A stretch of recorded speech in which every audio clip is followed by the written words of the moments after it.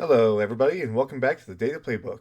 Now that we have Week 12 kicked off with Thursday Night Football, we're going to look into the Sunday day games one by one. So if this is not the pregame of the two teams that you're looking for, go look for the other video that should be on the channel. But otherwise, let's get into this one. For our New England-Cincinnati game, you have New England favored on the money line with a spread of 7.5 and a total line of 49.5. Here's your team averages. And if we look at the rankings, starting with New England, you have a pretty good scoring rank and passing rank, so pretty good offensively, other than this rushing rank, which isn't too great. But they are very good at stopping the rush, second best in the league, and they're pretty good at stopping their opponents from scoring, and then otherwise about average at stopping the pass.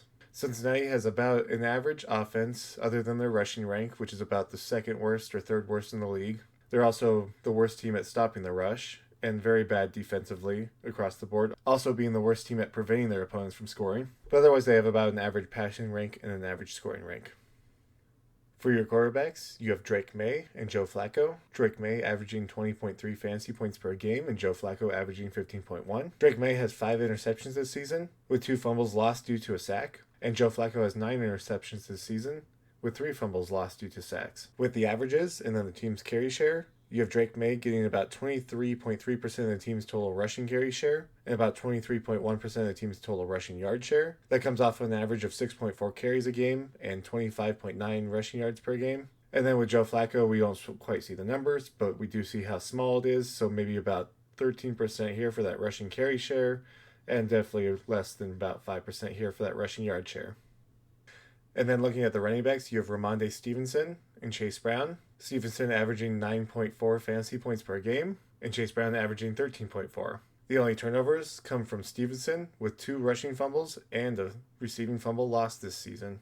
And then with our averages and our carry share, you get Stevenson with about 27.6% of the team's carry share and 22.6% of the team's rushing yard share. It's been a little smaller since he's been out and Trey's taken over, but he still, I think, shares quite a bit with Trey, which is why they both had about a third going into the weeks whenever he was sitting out. And then over here with Chase Brown, he gets about 72.8% of the team's rushing carry share and 69.6% of the team's rushing yard share, so a vast majority of it. Getting into your receivers, you have Stephon Diggs and T. Higgins because Jamar Chase is suspended right now. So Diggs averages about 13 fantasy points per game, and Higgs averages about 13.3. There are no turnovers, so we'll look at their averages. And then with their share, you have Diggs getting about 23.7% of the team's target share and 23.3% of the team's receiving yard share. And then with Higgins, you have about 19.3% of the team's target share and 23.7% of the team's receiving yard share. And then we can see that Stephon Diggs is the most productive receiver over here on New England, but T. Higgins over here is the second best receiver on his team, but that's because he's usually behind Jamar Chase, so that would make sense here. For your number 2 receivers, you have Kayshon Boutte, and I think it's Andre Yosiva, with Kayshon getting about 10.7 fantasy points per game, and Andre getting about 6.4. There's no turnovers here, so we'll look at their season averages, and then their target share, where Kayshon's been out a little bit, but he gets about 10.2% of the team's target share, and 15.2% of the team's receiving share.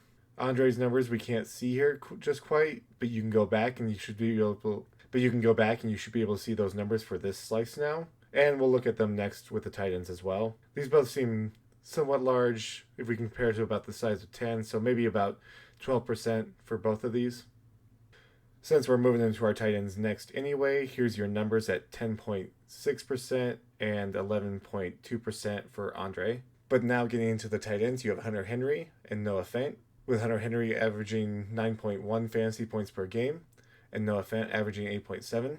The only turnovers come from Noah Fant with 2 receiving fumbles. And then with averages and share, with Hunter Henry, you get about 17.4% of the team's target share and 14.9% of the team's receiving yard share. And then over here with Noah Fant, you get about 10.3% of the team's target share and 11.2% of the team's receiving yard share.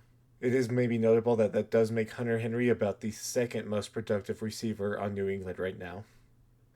So there you have it, just recapping real fast with New England. You have a pretty good passing rank, and it seems like they should be able to throw all over Cincinnati. Also, with this allowed rushing rank, you're not going to see Cincinnati rush very much. So Cincinnati's best shot is to keep up in the passing game against New England, but that might be difficult without Jamar Chase. And otherwise, again, the scoring rank's really bad with this allowed scoring rank at 32 against a scoring rank of 7. and then vice versa, a scoring rank of 18 against a scoring rank of 5 really doesn't look very good for the Bengals. So I'd say that the Pats should handily come out of this game with a win. And there's all your data for that matchup.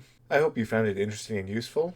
And if you did, leave a like and subscribe, and leave a comment on what else you might want to see in the future. Otherwise, thank you so much for watching, and I'll see you for the next one.